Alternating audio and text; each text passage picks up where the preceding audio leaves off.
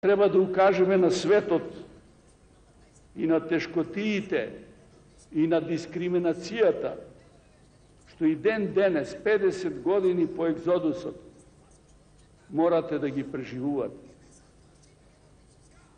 На вашите неостварени, оневозможени желби да ги посетувате вашите родни места, да подсетиме дека со еден крајно нецивилизиран закон ви одземено државјанството во земјата каде што вашите дедовци и прадедовци живееле со векови, граделе и подигнувале семејства.